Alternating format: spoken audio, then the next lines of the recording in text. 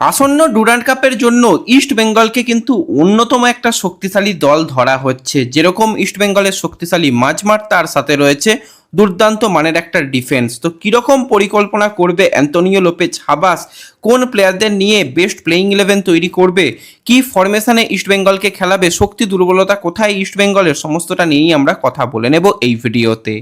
তাই ভিডিও শুরু করার আগে একটাই রিকোয়েস্ট, চ্যানেলে যারা প্রথমবারের জন্য এসেছো মনে করে চ্যানেলটাকে সাবস্ক্রাইব আর ফলো করে নিও, তাহলে প্রিয় দলের খেলার সমস্ত আপডেট তোমরা এখানে পেয়ে যাবে। তো চলো আর দেরি না করে ভিডিও শুরু করা যাক। তো ডুরান্ড কাপ কিন্তু দরজায় রীতিমতন কড়া নাড়ছে, কারণ এত কম সময়ে কোনো দলই এখনো পর্যন্ত গুছিয়ে উঠতে পারেনি। হ্যাঁ, অন পেপার মোহনবাগান একটা ভালো স্কোয়াড তৈরি করেছে, কিন্তু সেখানে সমস্ত বিদেশি প্লেয়ার এখনও এসে পৌঁছায়নি। একই সমস্যা ইস্ট বেঙ্গলও কিন্তু এখনো পর্যন্ত মোটামুটি ঠিকঠাক দল গঠন করেছে। 4 জন বিদেশি প্লেয়ার অফিসিয়াল চূড়ান্ত, আরও একজন বিদেশি প্লেয়ারও কিন্তু চূড়ান্ত হয়ে গেছে, যদিও তার নাম ঘোষণা হয়নি। ওভারঅল দেখতে গেলে ভালো দল গঠন করলেও কিন্তু সমস্ত প্লেয়ারদের আদেও ইস্টবেঙ্গল মোহনবাগান পাবে কিনা চিন্তার তো একটা কারণ রয়েছে। তো ডার্বি ম্যাচটা আমরা ধরে নিচ্ছি যে অন্যান্য যে সমস্ত ডার্বি ম্যাচ অনেক হাই ভোল্টেজ হয়, ততটা না হলেও ডার্বির লড়াই সবসময় একটা হাই ভোল্টেজ লড়াই হবে, সেটুকু আমরা বুঝতেই পারছি। কিন্তু বাকি যে দুটো ম্যাচ সেটাও কিন্তু ইস্টবেঙ্গলের জন্য ভীষণ ভীষণ গুরুত্বপূর্ণ হবে। দুটা ডিফেন্সিভ ফুটবল খেলাতে চেষ্টা করে, মিডফিল্ড কম্প্যাক্ট রেখে কিন্তু অ্যাটাকে যাওয়ার চেষ্টা করে। যদি একটা গোল করে দেয় বা দুটো গোল করে দেয়, সেক্ষেত্রে কিন্তু সেই গোল যাতে হজম দল না করে, সেক্ষেত্রে ডিফেন্সকে কিন্তু আঁটোসাঁটো করতে দেখা যায়। কিন্তু মিডফিল্ডের উপর অনেকটাই ভরসা করে এবং স্ট্রাইকারদের দিয়ে কিন্তু যেরকম গোল করানো তাদের কাজ, প্রয়োজনে তাদের কিন্তু দলে এসে ডিফেন্সও করতে হবে একসাথে। তো সেটা কিন্তু আমরা দেখেছি হাবাসের প্ল্যানিংয়ে। তো হাবাস কিন্তু বেশ কিছু সময় আমরা দেখেছি তারা 3-5-2 এই ফরমেশনের উপর হাবাস ভরসা করে। তো ইস্ট বেঙ্গল দলের যদি আমরা স্কোয়াডের দিকে তাকাই, সেখানে 4 জন বিদেশি প্লেয়ার ইস্ট বেঙ্গলে অফিসিয়াল চূড়ান্ত। ডিফেন্সের সেন্টার ব্যাক পজিশনে কিন্তু নাচো, যে একজন স্প্যানিশ ডিফেন্ডার, তাকে সাইন করানো হয়েছে। মিডফিল্ডে 2 জন বিদেশি প্লেয়ার রয়েছে, সেখানে মোহাম্মদ রাশিদ প্যালেস্টাইনের ডিফেন্সিভ মিডফিল্ডার রয়েছে। এছাড়া কিন্তু স্প্যানিশ অ্যাটাকিং মিডফিল্ড পজিশনের প্লেয়ার ড্যানি র্যামিরেজ রয়েছে এবং স্ট্রাইকার পজিশনে কিন্তু রয়েছে এফিয়ং, যে 26 বছর বয়সী একজন ঘানার প্লেয়ার। তো এই 4 জন বিদেশি প্লেয়ারের মধ্যে 3 জন বিদেশি প্লেয়ার অলরেডি ইন্ডিয়ান ফুটবলে পরিচিত। তারা জানে যে এই ইন্ডিয়াতে কীরকমভাবে পারফরমেন্স করতে হয়, এবং রাশিদ ইস্টবেঙ্গলে গত বছর ছিল। সে ইস্টবেঙ্গল দলটাকে চেনে, স্কোয়াড চেনে, মাঠ চেনে, পরিবেশ পরিস্থিতি চেনে এবং ক্যাপ্টেন মেটেরিয়াল। তো সেক্ষেত্রে তার মানিয়ে নিতে তো অসুবিধা হওয়ার কোনো জায়গা নেই। ইস্টবেঙ্গলের বিরুদ্ধে কিন্তু ড্যানি র্যামিরেজ, ইফিয়ং খেলেছে, মোহনবাগানের বিরুদ্ধে খেলেছে, মোহামেডানের বিরুদ্ধে খেলেছে। কলকাতায় খেলা কীরকম, কলকাতার পরিবেশ কীরকম, মাঠ কীরকম, তাদের কিন্তু যথেষ্ট ভালো অভিজ্ঞতা রয়েছে এবং এই সমস্ত প্লেয়ারদের সাথে তারা খেলে গেছে, তাদের বিরুদ্ধে খেলে গেছে। তো তাদের কতটা কি পোটেনশিয়াল রয়েছে সেটা কিন্তু জানে। এবার তারা তো বসে নেই যে যার দেশে, সবাই কিন্তু প্র্যাকটিসের মধ্যে রয়েছে। কোচ যেরকমভাবে প্রত্যেককে প্ল্যানিং করে দিয়েছে, যেভাবে শিডিউল তৈরি করে দিয়েছে, সেইভাবে প্রত্যেকে কিন্তু ফিটনেস বজায় রাখছে। হ্যাঁ, খুব কম ট্রেনিং সেশন পাওয়া যাবে, এটা একটা চাপের ব্যাপার। আজ থেকেই কিন্তু হাবাস সে প্রস্তুতি শুরু করে দিয়েছে। বিদেশিদের মধ্যে 2 জন বিদেশি প্লেয়ার কিন্তু আজ রাতে একজন আসবে এবং কাল সকালে একজন আসবে। তাদের হয়তো আমরা কালকে বা পরশু দিন থেকে প্র্যাকটিসে দেখতে পাবো, কিন্তু ওই দুটো একটা প্র্যাকটিস। কিন্তু বাকি বিদেশিদেরও আনার দ্রুত চেষ্টা চালানো হচ্ছে, সেগুলো কমপ্লিট হয়ে গেলে তারাও কিন্তু এসে যাবে। ডার্বি ম্যাচে খুব সম্ভবত 2 জন, অথবা যদি খুব বেশি হয় তো 3 জন বিদেশিকে পাওয়া সম্ভব হবে। তার বেশি 4 বিদেশিকে আমার মনে হয় না যে পাওয়া যাবে। কিন্তু তারপরে ডার্বির পরে যে ম্যাচগুলো রয়েছে, সেই ম্যাচে হয়তো 4 বিদেশি বা 5 বিদেশিকেও ইস্টবেঙ্গল পেতে পারে। তো সেক্ষেত্রে ইস্টবেঙ্গলে যদি আমরা স্কোয়াড নিয়ে তো কথা বললাম, এবার যদি প্লেইং ইলেভেন নিয়ে কথা বলি, তো হাবাস মূলত 3-5-2 এই ফরমেশনে দলকে খেলাতে পছন্দ করে। তো 3-5-2 যদি যাওয়া হয়, তো সেক্ষেত্রে অবশ্যই পূর্বা লাচাম্পাকে যদি গোলের তলায় দেখা যায়, অবাক হবার মতন কিছু নেই। গিল আরেকটু তাকে সময় দিতে হবে, আরেকটু তার ফিটনেস গেন করতে হবে, এবং হ্যাঁ, গিলও সুযোগ পাওয়ার মতন প্লেয়ার, কিন্তু সেই জায়গায় পূর্বা লাচাম্পা কিন্তু খুব ভালো প্র্যাকটিস করছে। কোচ যদি মনে করে পূর্বাকে খেলাবো, তো অবশ্যই খেলাতে পারে। ডিফেন্স লাইনে কিন্তু আমি টোটাল ডুরান্ড কাপের কথা বলছি, ওই একটা ডার্বি ম্যাচ নিয়ে নয়। তো সেক্ষেত্রে টোটাল ডুরান্ড কাপের দিকে তাকালে যদি 4জন বিদেশিকেই পাওয়া যায়, তো সেক্ষেত্রে কিন্তু মনসালভিচকে সঙ্গে কিন্তু যাবে হাবাস এবং তার সাথে কিন্তু আনোয়ার আলী এবং জিকসান সিং, এই 3 ডিফেন্সে কিন্তু হাবাস যাওয়ার একটা প্ল্যানিং করবে।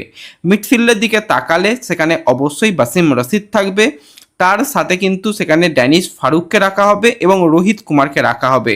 উইঙ্গার প্লেয়ার হিসাবে কোনো সময় আমরা দেখব ড্যানি র্যামিরেসকে, কোনো সময় দেখব সেখানে এডমন্ডকে, এবং অপরদিকে বিপিন থাকবে এবং স্ট্রাইকার পজিশানে কিন্তু এফিয়ং থাকবে। তো এরকম একটা প্ল্যানিং করলে রাশিদ কিন্তু অবশ্যই সে খেলতে পারবে একদম ডিফেন্সিভ মিডফিল্ড পজিশানে। আমরা ড্যানিশ ফারুককে জানি সে বক্স টু বক্স মিডফিল্ড খেলতে পছন্দ করে, প্রয়োজনে গোল করে আসারও ক্ষমতা রয়েছে। এবং রোহিত কুমার ওই মাঝ মাঠে একদম কিন্তু সুইপার হিসাবে খেলবে, যেখানে কিন্তু তার কাজ থাকবে অপোনেন্ট দলের বেস্ট প্লেয়ারদের আটকানো, ট্যাকটিক্যাল ফাউল করা এবং অবশ্যই মাঝ মাঠে কিন্তু অপোনেন্টের খেলাটাকে ঘাঁটা। তো সেটা কিন্তু রোহিত কুমারের একটা গুরুদায়িত্ব থাকবে।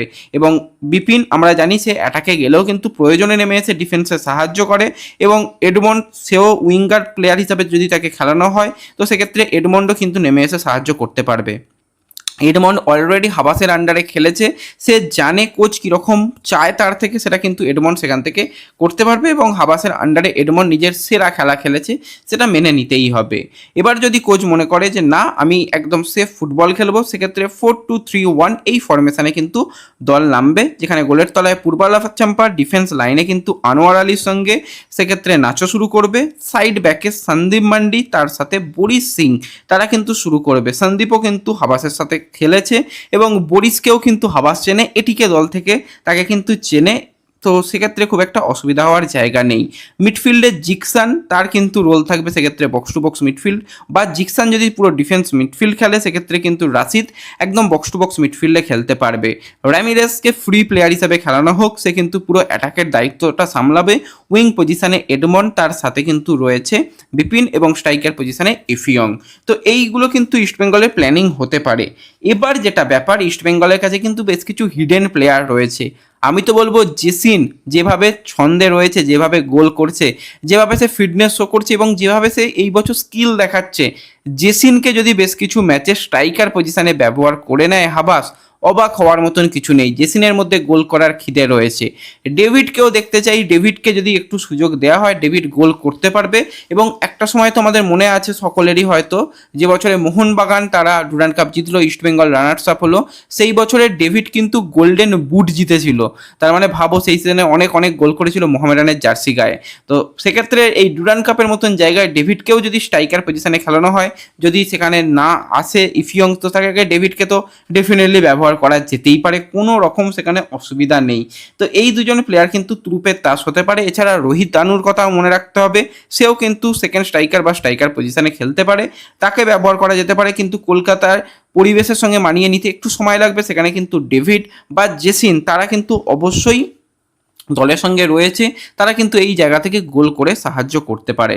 তো ইস্ট বেঙ্গলে যদি আমরা শক্তি দুর্বলতা নিয়ে কথা বলি, আমার তো মনে হয় ইস্ট বেঙ্গলের midfield one of the best midfield রয়েছে এই ডুরান্ড কাপে, যেখানে কিন্তু কোয়ালিটি বেশ কিছু অপশান রয়েছে। সেখানে যদি আমরা কথা বলি, সেখানে ড্যানি র্যামিরেস রয়েছে, সেখানে রাশিদ রয়েছে, সেখানে জিকসান বা সেখানে ব্যবহার করা যেতে পারে রামসাঙ্গাকে, সেখানে বরিশকে মিডফিল্ডে কোনো সময় আনা যেতে পারে, সে মিডফিল্ডে রাইট মিডফিল্ড পজিশনে খেলতে পারবে, বা অনেক অনেক হিউজ অপশান কিন্তু মিডফিল্ডে রয়েছে। এবং ডিফেন্সের ক্ষেত্রেও যেটা বললাম যে অনেকগুলো অপশান রয়েছে, সেখানে কিন্তু জোসেফ জাস্টিন্স রিজার্ভ টিম থেকে আনা যেতে পারে, আনোয়ার আলী রয়েছে, লালচং নুঙ্গা রয়েছে, রায়না রয়েছে, সন্দীপ রয়েছে, জয় রয়েছে।